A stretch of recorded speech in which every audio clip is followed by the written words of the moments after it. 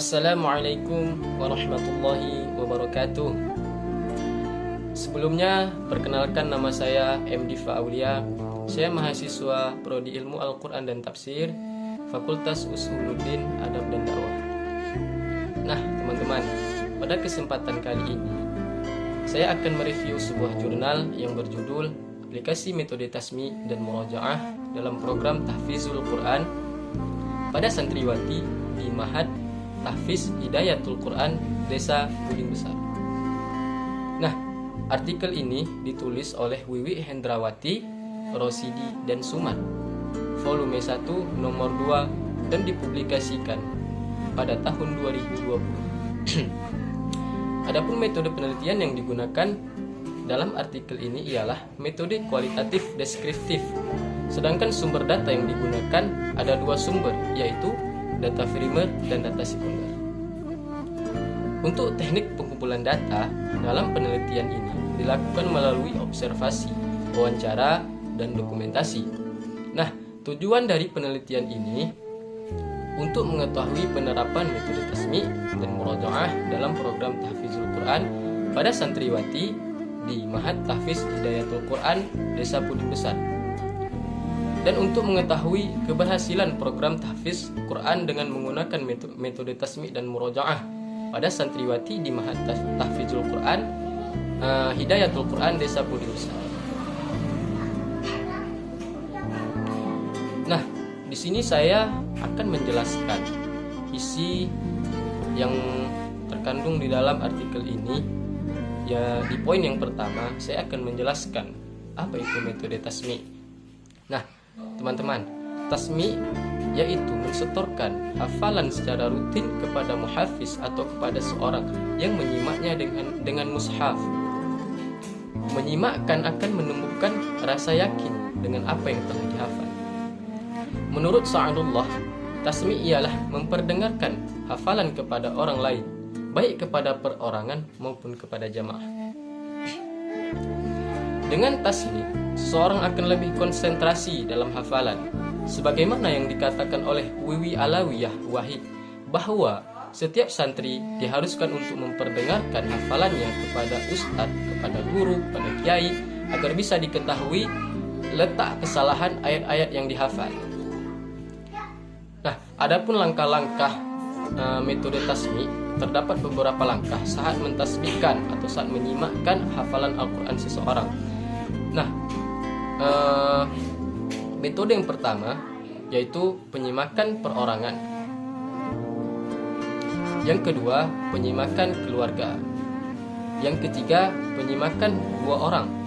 Yang keempat, tasmi dengan sesama teman tahfiz. Yang kelima, penyimakan kelompok.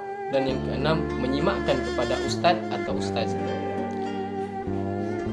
Adapun manfaat metode tasmi bagi para hafiz maupun hafizah adalah yang pertama, termotivasi untuk lebih giat menghafal. Yang kedua, menghilangkan kerancuan pada ayat-ayat mutasyabihat. Yang ketiga, memelihara hafalan supaya tetap terjaga. Yang keempat, menghilangkan rasa gugup ketika membaca Al-Quran. Dan yang kelima, melatih diri agar tidak tergesa-gesa dalam membaca Al-Quran. Nah, itu merupakan manfaat metode tasmi bagi para hafiz dan hafizah. Di poin yang selanjutnya yaitu pengertian murojaah. Murojaah yaitu mengulang-ulang hafalan. Murojaah tidak terpisah dari kegiatan menghafal, karena setelah menghafal, tugas selanjutnya ialah mengulang hafalan yang sudah dihafal untuk menjaga dari lupa dan salah. Nah, waktu yang terbaik untuk murojaah ialah dalam setiap kesempatan. Murojaah hafalan bisa dilakukan dengan sendiri atau memperdengarkan kepada guru, kepada ustadz, dan teman. Pada umumnya, seorang ustadz membagi waktu kegiatan menyetor hafalan Al-Quran. Waktu pagi digunakan untuk menyetor hafalan baru, dan di waktu sore setelah asar atau setelah maghrib dimanfaatkan untuk menyetor hafalan lama. Di dalam buku Dr. Kiai Haji Rahmat Morado Sugiarto ada beberapa metode dalam mengulang hafalan, yaitu yang pertama, metode yang pertama mengulang hafalan dalam sholat. Nah, yang kedua, mengulang hafalan dengan ditulis. Yang ketiga, mengulang hafalan dengan membaca bersama-sama. Yang keempat, mengulang Al-Quran dengan metode tasmi atau metode simaan. Yang keenam, mengulang hafalan sebelum tidur. Nah, ketika seseorang bertekad untuk menghafal Al-Quran, ketika seseorang ingin menghafal Al-Quran, maka seseorang tersebut harus mengetahui adab saat menghafal Al-Quran. Nah, Imam An-Nawawi menjelaskan ada beberapa adab utama para penghafal Al-Quran. Di antaranya yaitu ikhlas, membersihkan mulut dengan bersiwak dalam keadaan suci, baik suci zahir dan batin.